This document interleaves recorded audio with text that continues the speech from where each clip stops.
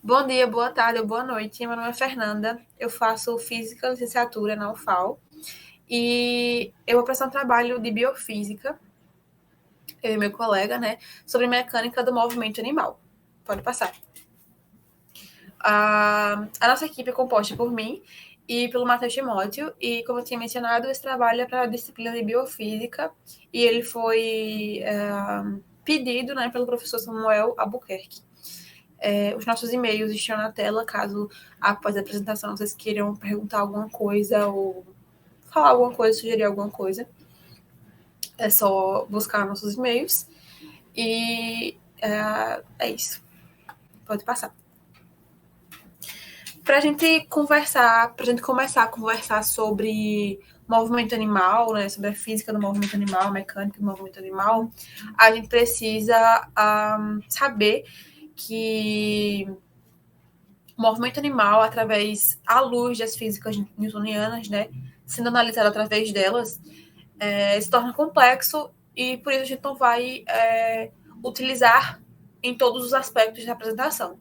É complexo por dois motivos, né? Pelo primeiro motivo é que são muitas forças envolvidas nesse movimento animal e, em segundo lugar, que o animal ele não é um corpo rígido quando ele está em movimento, né? Nem quando ele não está, mas tipo, a gente não consegue analisar ele tão facilmente, porque quando ele está em movimento, ele muda a sua posição, ele muda a forma como ele está. Ele está mais contraído, né, como o cavalo está nessa imagem, às vezes está um pouco mais expandido, como está o cachorro aí, por falta de uma palavra melhor, né, e por isso torna complexo. E aí, como eu falei, vão ter algumas coisas, tipo paraquedismo e o voo das aves, que a gente vai conseguir, força de arraste, que a gente vai conseguir analisar através das leis de Newton, e tem coisas que a gente não vai conseguir. Então, o resto das coisas a gente não vai se apegar tanto à parte analítica, porque a gente não consegue analisar isso tão facilmente. Tá? Pode passar. A força muscular e a velocidade impressa, né? As molas motoras do movimento dos movimentos animais são os músculos. Eles quando a pessoa está se movimentando, né, significa que o músculo ele está contraindo e aí então consequentemente a pessoa se movimenta. Os músculos esqueléticos no corpo humano a gente tem muitos não, a gente tem alguns músculos, né? Os músculos responsáveis pelo movimento são os músculos musculares, os músculos esqueléticos, que são os músculos ligados aos ossos, né? E eles são responsáveis por todo o movimento animal e são compostos por fibras musculares. Como eu tinha mencionado, quando a gente se movimenta, esse músculo contrai, e aí, consequentemente, ele faz com que o nosso esqueleto ele consiga se movimentar. Ao ser contraído, assim como uma mola quando é comprimida, ele exerce uma força. Pode passar, verdade. E aí essa força, ela consegue ser escrita junto com a amplitude, ela consegue ser trazida junto com a amplitude através de um dado experimental, né? Então, a gente consegue dizer que a força máxima exercida por esse músculo sobre a amplitude é aproximadamente, né, não é igual, é aproximadamente a um determinado número que a gente conseguiu experimentalmente. E esse número é 7 vezes 10 elevado a 6 dina por centímetro ao quadrado, ou 70 newtons por centímetro ao quadrado. Pode passar. Aqui a gente tem um exemplo.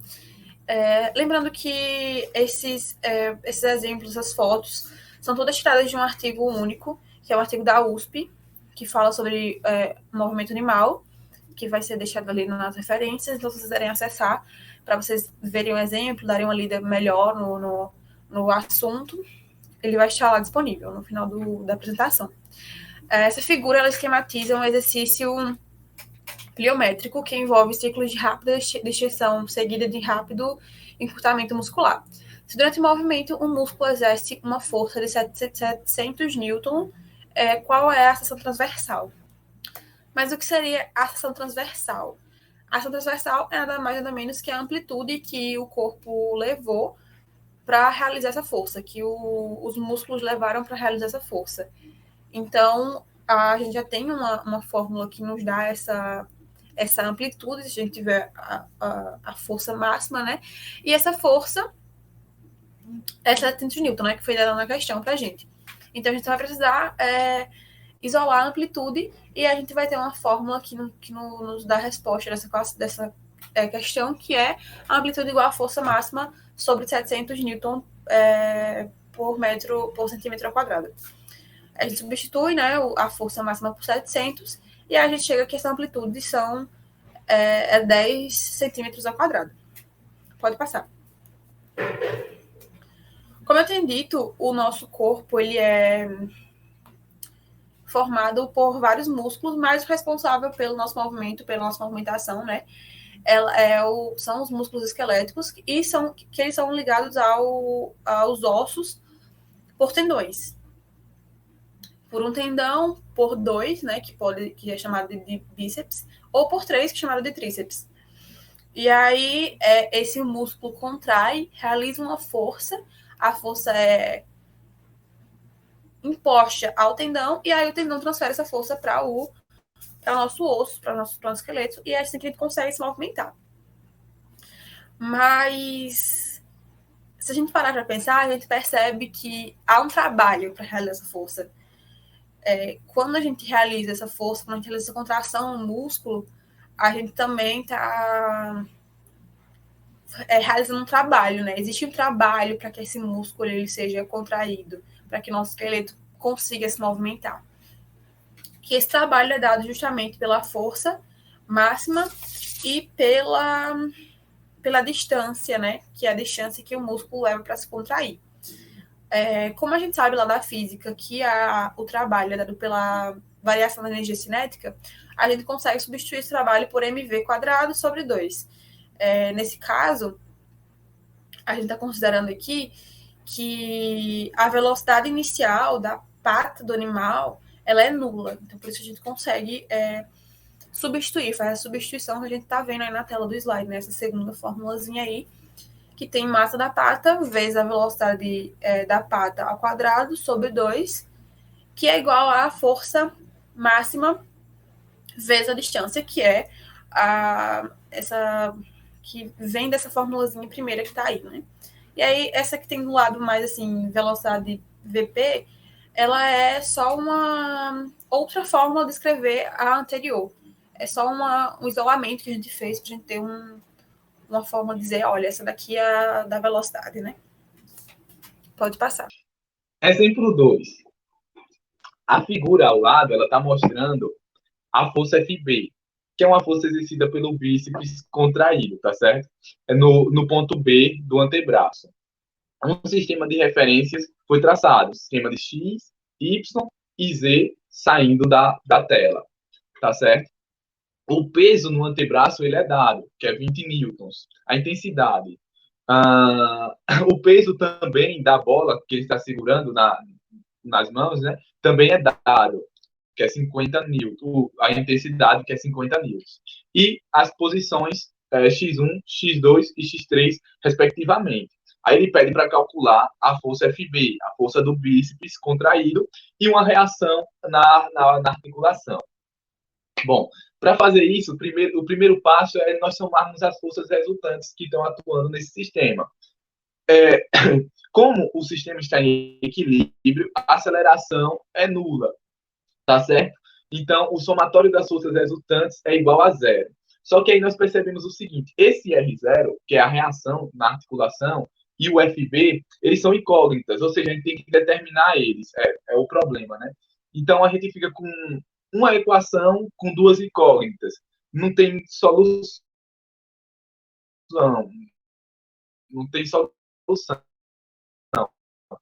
Essa slide. Nós precisamos de algo mais. Seria esse algo mais? O torque. Para que algo esteja em equilíbrio, nós precisamos de duas coisas. Primeiro, que o somatório das suas forças resultantes seja nulo, como a gente já mostrou lá, né, anteriormente, e que o torque das forças atuando nele seja nulo. o somatório dos torques, né, seja nulo. Então, nós pegamos o antebraço e tratamos ele como se fosse um bastião. E aplicamos sobre ele o diagrama de corpo livre, desenhando todas as forças, né? E para a resolução desse torque, nós sabemos que o torque é justamente um produto vetorial do vetor força, do vetor posição com o vetor força, tá certo? E para a resolução desse produto vetorial, nós vamos utilizar a regra da mão direita, tá certo? Atanel, pode passar o slide. Bom, vamos começar com a força FB. Tentando demonstrar aqui a resolução, né? A regra da mão direita nos diz o seguinte: nós vamos pegar os nossos dedos e colocar na direção do vetor posição. E depois nós vamos curvá-lo, levando em direção, no sentido da nossa força. Como a nossa força FB ela aponta no sentido positivo, nós levamos o nosso dedo para cima. E aí nós percebemos que o nosso dedão ele está apontando saindo do plano da tela, ou seja, na direção positiva do eixo Z. Como todas as forças ela aponta no sentido na direção Y e todos os vetores de posição estão no sentido de X, né? Então isso me diz que o torque ele é sempre perpendicular ao plano de ação dessas duas forças, ou seja, ele está sempre apontando na direção de Z. Então, uma hora ele vai ser negativo e uma hora vai ser positivo, dependendo do sentido da força. No caso da nossa FP, ele é positivo, porque o produto aponta para cá, né? E no caso das duas forças pesos, como elas estão para baixo, os meus dedos se curvam para cá e a gente vê que é entrando no plano da tela, ou seja, eles são negativos.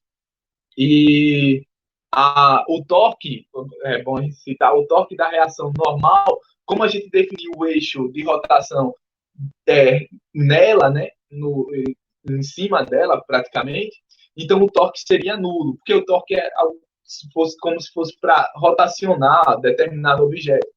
Então, é mesmo como se estivesse aplicando uma força, né, para tentar abrir uma porta, em vez de estar empurrando na maçaneta, está empurrando na dobradiça. Eu não vou conseguir abrir essa porta, tá certo?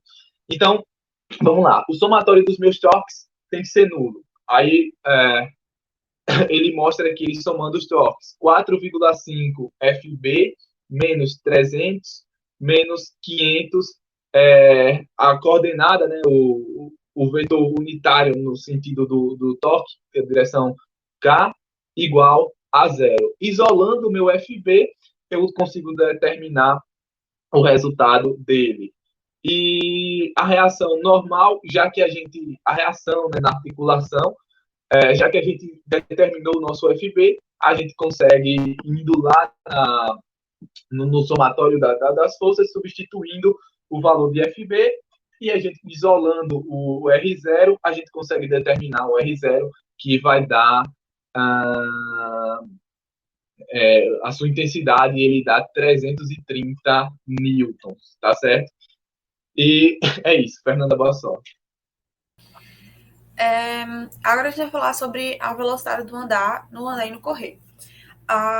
No caso de um animal que se movimenta com uma velocidade constante, a gente pode ver esse movimento como um movimento periódico, né? Porque é um movimento que se repete, né? Essa corrida ou esse andar. E aí, um movimento repetitivo, ele pode ser considerado um MHS, um movimento harmônico simples, ou ele também pode ser encarado como um movimento pendular. E o movimento harmônico simples, né? Todo movimento harmônico simples tem um período. E aí, e esse período, né? Ele é um intervalo de tempo que essa repetição leva para acontecer. Então, eu vou usar um exemplo aqui com duas canetas. Tem um exemplo aqui mais fácil no slide do homem correndo, né? Do animal correndo. E aí, ele toca com esse pé no ponto A, e aí o período ele vai ser determinado quando ele tocar de novo no chão com esse mesmo pé, né, que é no ponto C. Então, o período é uma coisa e o passo é outra. Um período equivale a 2 passos, né? Porque o período vai ser o tempo que ele leva para colocar o mesmo pé do início do movimento no chão. Então, é isso que determina o período e o que determina os passos.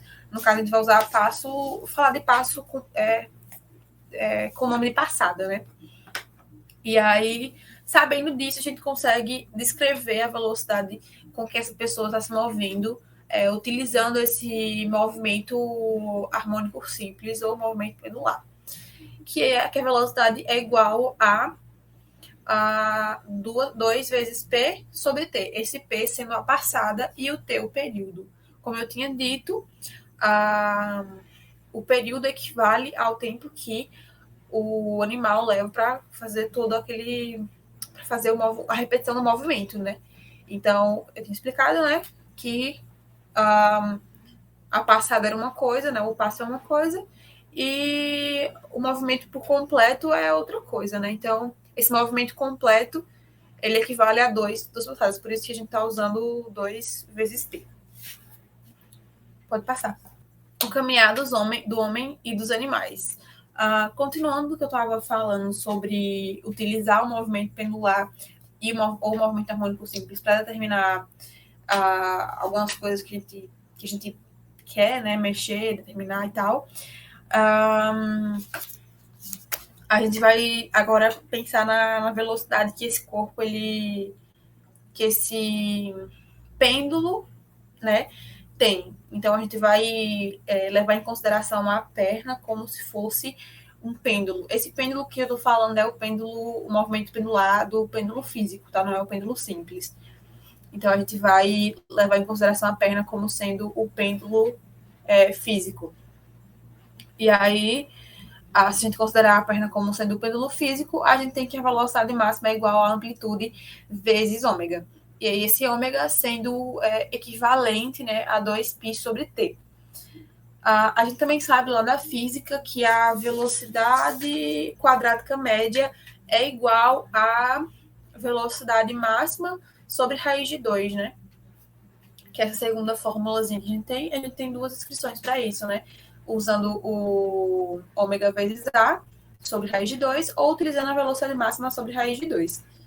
E outro dado também fornecido, se a gente considerar isso, né? Se a gente considerar a perna da pessoa caminhando como se fosse um movimento pendular, é a aceleração máxima que nos é dada com a multiplicação, né, com o produto do ômega vezes a amplitude, ômega ao quadrado vezes a amplitude. E aí a gente só substituiu aí o ômega, como eu tinha dito, que vale a 2π sobre t, a gente substitui e a gente tem que a aceleração máxima, ela equivale a 2π sobre t, tudo isso ao quadrado, vezes a amplitude.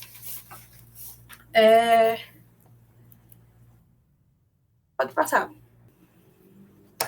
Como eu tinha dito, o período que eu tinha dito no tópico anterior, né, que o período que a pessoa leva para realizar o ato de correr ou andar, ele não equivale às passadas, né? Então, a amplitude e o período que a pessoa leva para fazer essa amplitude ela não equivale à passada. Então, uma amplitude equivale a 2 passadas. Então, naquela fórmula que a gente tem da velocidade, que é 2π sobre t, a gente também poderia usar amplitude sobre t. Vai equivaler à mesma coisa, né? 2π equivalem a uma amplitude, 2 passadas equivalem a uma amplitude. E aí a gente só fez uma substituição aqui na velocidade quadrática média, que foi a substituição justamente do 2A, que 2 amplitudes, por P.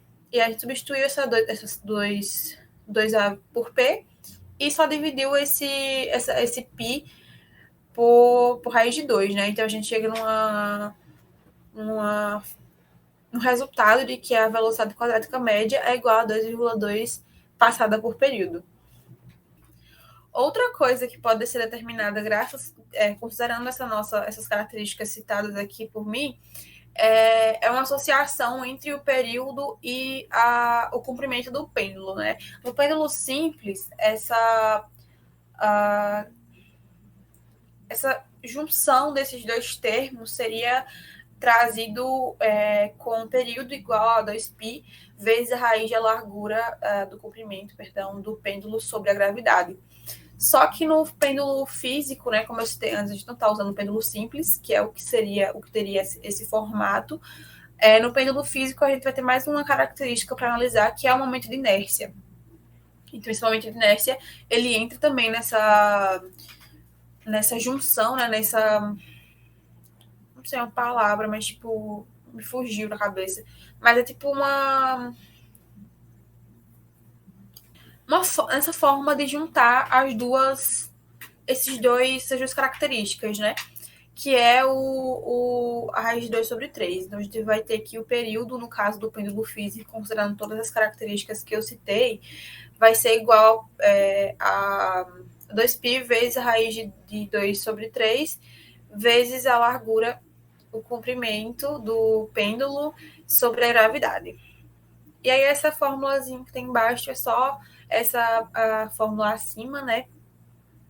Que tem a velocidade quadrática igual ao π sobre raiz de 2 vezes P sobre T, a gente vai substituir esse T pelo valor que a gente encontrou ali na segunda fórmula, né? Que a gente situou ali na segunda fórmula. É basicamente isso. A gente encontra esse formato, né, da velocidade quadrática média que tem outros termos, né? Termos mais fáceis de a gente conseguir medir, né? Então, é muito fácil a gente medir a passada da pessoa e a largura da perna dela, né? A largura do comprimento do pêndulo físico ou da perna da pessoa, nesse caso, do que a gente medir o período, né? Então, facilita na hora de a gente considerar e fazer as contas. Pode passar. E aí, esse tópico é mais para a gente observar a forma da velocidade e transferir essa força, distância e massa em uma forma que seja específica para cada animal, né? Não seja uma coisa tão geral. Então, a gente vai substituir essa fórmula aí da velocidade da pata, ela é igual a... No slide que eu apresentei antes, né? Ela é igual a 2 vezes a distância, vezes a força máxima sobre m. E aí a gente faz uma manipulação, né? Para que ela dependa das características de cada animal.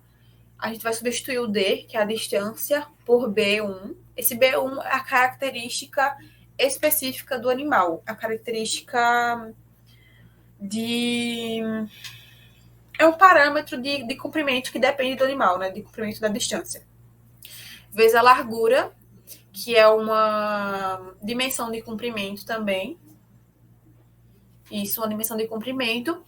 E a força, ela é dada por esse B também, esse B2, que é outra característica específica do animal, vezes, de novo, a largura, esse L, né, que não é bem largura, mas é tipo uma dimensão de comprimento mesmo, uma dimensão de comprimento daquele animal, que não vai interferir depois de substituir no que a gente quer, né? E o M a gente vai substituir pelo mesmo não, né? É um B diferente, é uma outra característica do animal. E nesse caso da massa, essa característica B3 aí é a característica da pata do animal. Então, ela vai depender do formato da pata e de sua densidade. E o L, né, que é a mesma unidade de comprimento, ela vai ser elevada ao cubo. E aí, quando a gente substitui naquela fórmula que eu tinha falado anteriormente, né, que é raiz de 2 vezes F, que é a força máxima, vezes a distância, sobre M, a gente chega a uma fórmula que depende de características específicas de cada animal, né, que é o B1, B2 e B3. Aqui a gente tem uma tabela, né, com algumas velocidades de alguns animais, né, que vai do leopardo, com 32 metros por segundo, até o cachorro, né, o cão, com 15 metros por segundo. É isso, pode passar. Bom, o voo das aves. O voo das aves ele só se torna possível graças a quatro forças que está agindo ali, que está agindo, né, sobre os animais. Primeiro seria a força de arraste. Não primeiro, assim, mas pô, ordenando, né? A força de arraste, a força de sustentação, a força de impulsão ou propulsão e a força da gravidade. É bom a gente deixar claro que essas forças elas estão agindo simultaneamente, não é tipo numa ordem, como a gente colocou aqui, elas estão agindo, o animal está voando graças à interação dessas forças que estão ali agindo simultaneamente sobre o animal. Sobre a força de sustentação e a de arraste, com uma boa aproximação, a gente pode dizer que elas são ortogonais. Isso se dá justamente por causa da natureza dessas forças. A força de arraste ela tem sentido contrário ao movimento e a força de sustentação tem sentido ortogonal ao sentido do movimento. Então, o escalar entre as duas, como está determinado aí nessa equação aí, né? O escalar entre as duas seria zero, justamente porque o ângulo entre elas é 90 graus, tá certo? Uh, Outras forças também que agem justamente na natureza faz com que o pássaro possa voar. Como é o caso, pode passar o slide, como é um caso de uma corrente de ar que está incidindo com a montanha, tá certo? Quando essa corrente de ar incide na montanha, ela acaba subindo, né? O ar acaba subindo. E o pássaro que pega essa corrente de ar, ele acaba sendo também levado para cima, ele está acompanhando o movimento ali da corrente de ar. Então, essa é uma força que age especificamente na natureza e faz com que o pássaro também possa se manter ali voando, tá certo? Pode passar. Bom, a força de arraste. Primeiro a gente precisa entender o que é o arraste, o que é essa força. Bom, o arraste ele é semelhante ao atrito, porém ele seria como uma fricção ali que está atuando entre um fluido e o corpo, basicamente. E nós podemos considerar o ar como sendo um fluido, assim como a água, entendeu? E o corpo seria o pássaro. E essa força, em muitos casos, ela é proporcional ao quadrado da velocidade. Porém, aqui nós estamos vendo a forma geral dessa força, que uma escrita geral seria esse K, né, vezes a velocidade. A gente tratou aqui uma velocidade como se fosse no eixo Z, a componente da velocidade no eixo Z. E esse N, ele é justamente essa potência, ela vai depender do regime de movimento do fluido. Acho que deu para entender, né? Esse sinal negativo também quer dizer que a força tem sentido contrário ao sentido do movimento do corpo. Beleza? E nós temos um exemplo aqui. Esse cara aí, Stokes, não sei como é que pronuncia, posso estar falando errado, mas vamos dizer aqui Stokes, deduziu que a força de arraste sobre uma pequena partícula esférica, e aí ele dá as dimensões dessa esfera, né, que se movimenta ao longo do eixo Z, no seio de um fluido viscoso, a velocidade constante de baixa intensidade, é expressa e conhecida pela fórmula de Stokes, que está aí deduzida, né? E aí, ele fala o seguinte, onde esse N é o coeficiente de viscosidade do fluido, tá certo? D é o diâmetro da esfera e o VZ é a velocidade da esfera em relação ao fluido. Pode passar. Na letra A, ele pede o seguinte, ele pede para que, com relação àquela fórmula que nos foi dada, que é a fórmula geral, né, menos K, menos K VZ elevado a N, ele pede para que nós indiquemos a potência N e a expressão, e quem é o K, que seria a constante na expressão de Stokes, na fórmula de Stokes, né? E na fórmula de Stokes, aí ele dá a resolução, o K seria 3π ND, seria igual ao K, que seria a constante, e no caso, o nosso N seria igual a 1, seria o expoente lá da velocidade, né? E aí nós podemos concluir que N é igual a 1 e K é igual a 3π onde o N é justamente o coeficiente de viscosidade do fluido. Pode passar também.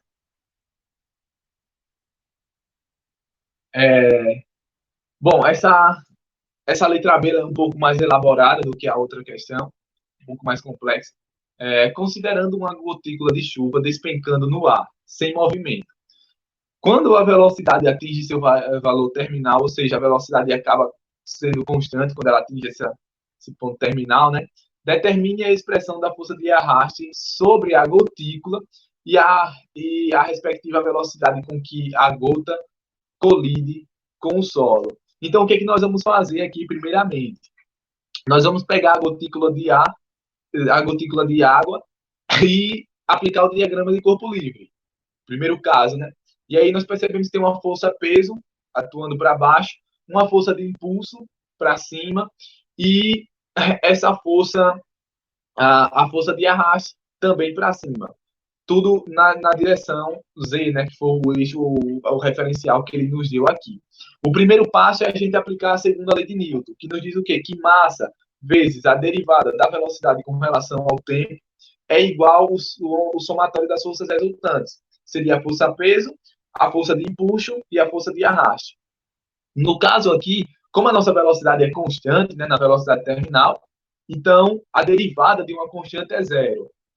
Por isso, nós ficamos com a expressão aqui abaixo, F, já isolando a força de arraste, né? F é igual a massa da gotícula menos a massa deslocada pelo ar, que é esse M', vezes o G que ele pôs em evidência. Aqui é o seguinte, como na questão ele não nos dá a massa dos corpos, nós vamos ter que utilizar a densidade. E pela densidade, a densidade seria massa sobre o volume, né? Passando o volume para o outro lado, a gente consegue isolar a massa. Então, a massa é justamente a densidade vezes o volume. No caso, aqui seria a densidade da água e a densidade do ar. Ajustando os termos, pode ser difícil porque não está passo a passo, mas ajustando os termos aqui, a gente percebe que é o seguinte, fica justamente essa expressão, a força de arraste é igual a subtração das densidades, a densidade da água menos a densidade do ar, vezes o volume é igual, né? Os volumes ele passa a ser igual, porque justamente é uma esfera, tanto a massa deslocada pelo ar quanto a gotícula de água, e o G, né? E o G que é a aceleração da gravidade. Então, nós temos ali a expressão para a força de arraste, tá certo? O que é que ele pede agora no segundo caso? Qual é a velocidade terminal com que ela atinge, na velocidade terminal, a velocidade com que ela atinge o solo? Seria justamente a velocidade terminal, né? E aí a gente pega, como a gente achou a força de arraste, a definição para ela, a gente pega a fórmula de Stokes e substitui. Vai ficar o quê? 3π_nd vezes a velocidade, né? Igual aquilo que a gente acabou de determinar. Isolando a velocidade, nós temos a velocidade com que essa partícula atinge o solo. Tá certo? Atanel, pode passar.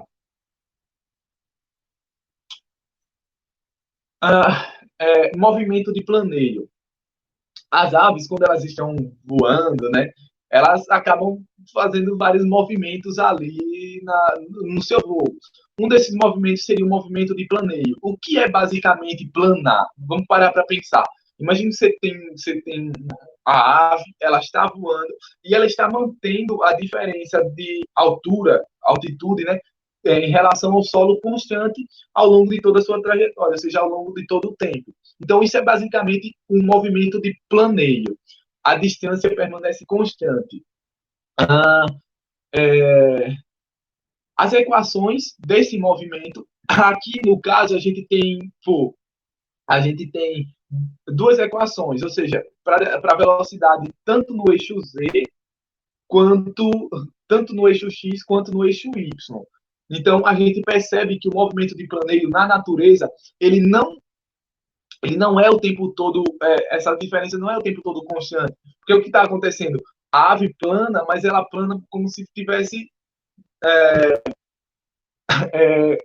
descendo, né, literalmente, Mas para as condições específicas que estão expressas aqui, né, que seria esse VP, o que é esse FP, na verdade? O que esse FP igual a zero? É a força de propulsão é zero. Ou seja, a ave não está batendo as asas para ganhar altitude, ela só está planando, ela está com as asas abertas. E a força de sustentação ela também é muito maior que a força de arraste. Ou seja, a ave consegue se manter aerodinamicamente ali, fazendo com que a força de sustentação seja muito maior que a força de arraste. Mas para essas condições específicas, a equação de baixo aqui, que é a derivada da velocidade com relação ao tempo, seria igual ao G, né?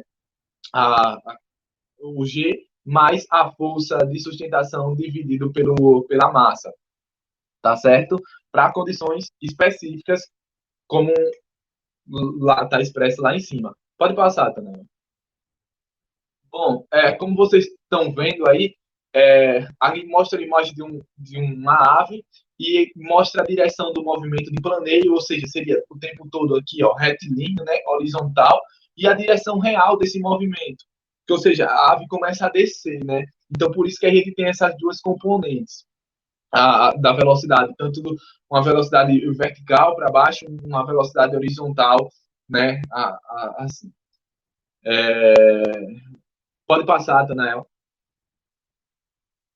Bom, o segundo movimento, as condições são justamente essas. A força de propulsão também, movimento de paraquedismo, a força de propulsão também é zero, e a força de arrasto ela passa a ser muito maior que a força de sustentação. A força de sustentação, nesse caso, seria igual a zero, tá certo?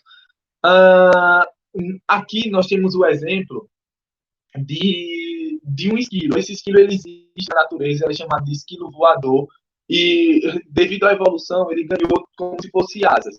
Então, para ele se locomover de uma árvore para outra, ele utiliza muito esse movimento de paraquedismo. O que é que ele faz? Quando ele salta de uma árvore para ir para outra, ele acaba abrindo os seus braços e suas pernas, como está na imagem, tá certo? E aí o que é que acontece? Acontece que literalmente ele está caindo, está despencando. Só que ele aumenta a área de contato com o ar, fazendo com que, a resistência ali, a resistência do ar aumente. Então, literalmente, ele não tem sustentação, mas a força de arraste ali faz com que a velocidade de queda do corpo diminua, tá certo? E ele utiliza como a velocidade diminui, ele consegue controlar o movimento e consegue pousar em outra área.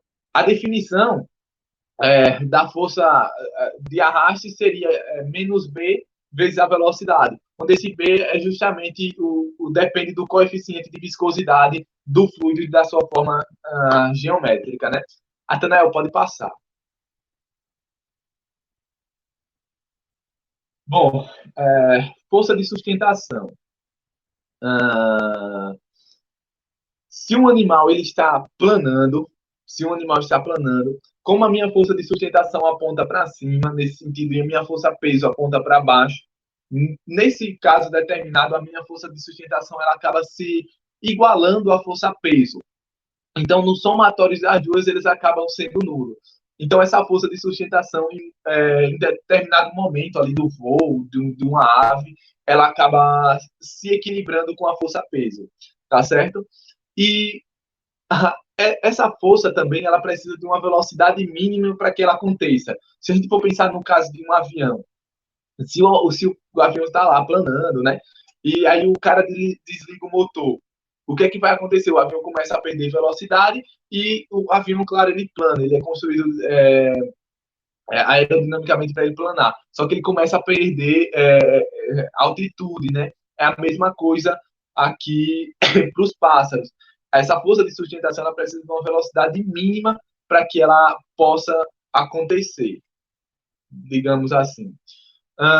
O design das asas, tanto de um pássaro quanto de um avião, é constituído de tal forma que a velocidade do ar na parte de cima ela é mais alta, tipo assim, né? Na parte de cima ela é mais alta do que na parte de baixo. E essa velocidade, essa diferença de velocidade acaba resultando numa diferença de pressão. A pressão embaixo da asa é mais alta do que na parte de cima. E essa diferença de pressão acaba ocasionando essa força de sustentação, digamos assim. É a diferença de pressão que acaba ocasionando essa força, tá certo? E é uma força totalmente aerodinâmica, né? Como a gente pode perceber. Atanael, passa aí, por favor, meu. Força de impulsão ou propulsão. Essa força, ela tem origem justamente no bater das asas do animal, da ave. Porque é como se fosse o seguinte, para pensar, a gente pode assemelhar ela com o nado. Quando você está na água e está submerso na água e você quer voltar lá para cima, o que é que você faz? Você pega com as suas mãos e você empurra a água para baixo, fazendo com que o seu corpo se desloque para cima. É a mesma coisa aqui no, no movimento nessa força de propulsão, de impulsão. O pássaro bate suas asas, deslocando-a para baixo, para que ele possa se levantar, possa se erguer mais, né? Ganhar mais altitude, digamos assim. É uma reação exercida pelo ar. Assim como a água, como eu já tinha falado antes, assim como a água, o ar também é um fluido. Ele oferece resistência. A gente pode tirar um exemplo quando a gente está no carro e a gente coloca o nosso braço para fora da janela. O que é que a gente começa a sentir? A gente sente como se tivesse uma pressão, algo empurrando o nosso braço. Então, o ar ele também oferece uma resistência e essa força ela se dá justamente pelo bater da asa dos pássaros, tá certo?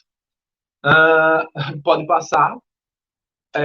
Aí está as referências, né, o artigo que a gente tirou com base no que em tudo que foi discutido aqui na apresentação, tanto da Fernanda quanto na minha apresentação, foi tudo retirado desse artigo. A gente estudou com base nele.